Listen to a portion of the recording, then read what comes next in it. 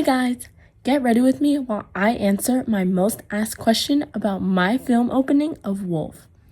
Everybody has been commenting, Lena, how did you integrate technologies, software, hardware, and online in this project? Well, get your teacups ready because I'm about to spill all the tea. So let's start with blogging. For this project, we used EduBlogs to document everything we were doing, and although it was helpful, it definitely came with some challenges. A major issue was that the site does not allow you to post multiple entries in a short amount of time. This was a problem when we had a lot of work to upload at once, especially after completing different parts of our film. It slowed me down and made it harder to stay on track because I had to wait before posting again. Because of this, I had to really plan ahead and be more organized when I posted instead of uploading everything all at once. Now, let's talk about YouTube because this app would sometimes frustrate me as well. Honestly, uploading our film would sometimes take long, especially with the weak Wi-Fi at school.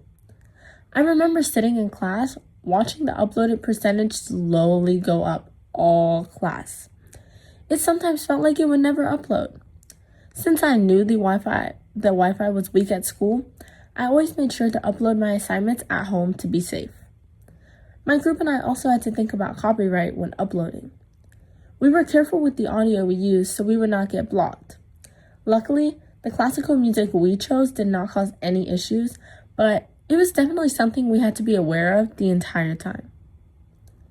Next, our group chat is a great example of how important online technologies were to our film. iMessage was the app we used to communicate with each other. We used the group chat to discuss anything. It was an open space for us to communicate any thoughts or suggestions we had. We would even joke around a bit to create a positive atmosphere and build healthy relationships between us. We discussed our plans, filming locations, logos, credits, and assigned out our work all in the group chat. Along with that, we used shared Google Docs to stay organized. We created a doc named Blah, which would be used to clearly share work when necessary. We shared all our links to the Google Doc so everybody had access to them. My group also took advantage of the comment feature because it allowed you to leave a direct comment. We used this to give each other feedback and record feedback from our teacher. Having everything clearly organized really benefited my group and allowed us to work efficiently. This group chat could have really been a make or break moment for us. Now, let's get into technical hardware, specifically filming on our phones. Filming on our phones was convenient, but it also came with some issues. Managing clips was a little tricky because one person had most of the footage and had to send it out to everyone else. Another big issue came during editing. When we uploaded our clips into CapCut, the quality would sometimes decrease slightly. This was frustrating because we worked hard to film clear shots, and we wanted the final product to reflect that. Also, once the clips were combined into one full video and the original clips were deleted, it became really difficult to go back and fix specific parts. This made editing more complicated than we expected and taught us to be more careful with saving our footage, as if we needed things to get any more difficult. But now, moving on to software, because this was a huge part of our project. We used CapCut to edit our entire film. Video clips, sound, and camera quality were all dependent on CapCut. There were both positives and negative effects to using this app. A positive was that it is relatively easy to use and provides many different features and effects for editing. A negative is that when exporting videos, the quality can be impacted, making it appear less clear. We also used Canva to design our logos. Once we began brainstorming, my group was able to decide on a specific design for our logos. This app allowed us to actively create our logo without AI generating any image and taking over. I mean, it seems like AI is taking over at this point, so we didn't want to let it take over our logos. We had the ability to pick the image, words, fonts, and colors on Canva. We put in specific prompts and found our logos on a logo making website.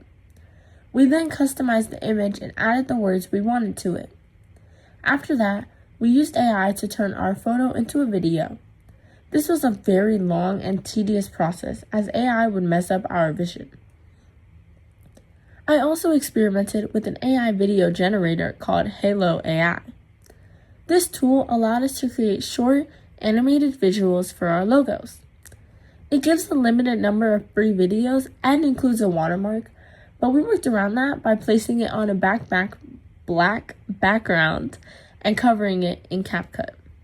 However, this software never completed the prompt I gave it, so I ended up researching to find an AI software that could effectively animate our vision. After conducting some research, I found a different AI software and used this to bring our logos to life.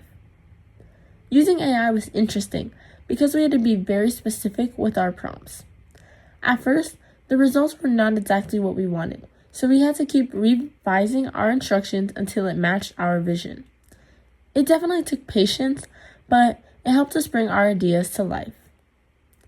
Another important part of our project was creating the credits. Before this, I had no idea that credits had a specific structure and order. My group realized that effective credits involve more than just listing names.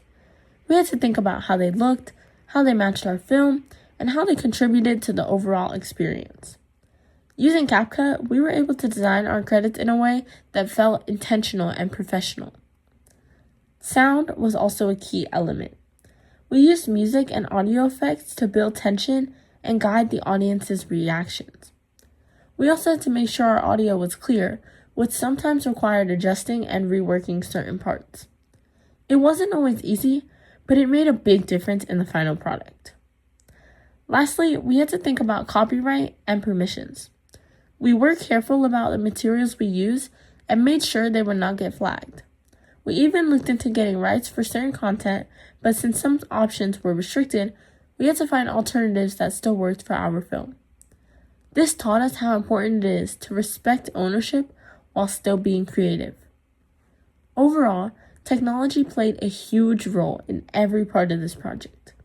From blogging on EduBlogs, to uploading on YouTube, to communicating through group chats, to editing on CapCut, and designing on Canva, every tool helped us bring our film to life. Even though we faced challenges, we learned how to adapt and find solutions.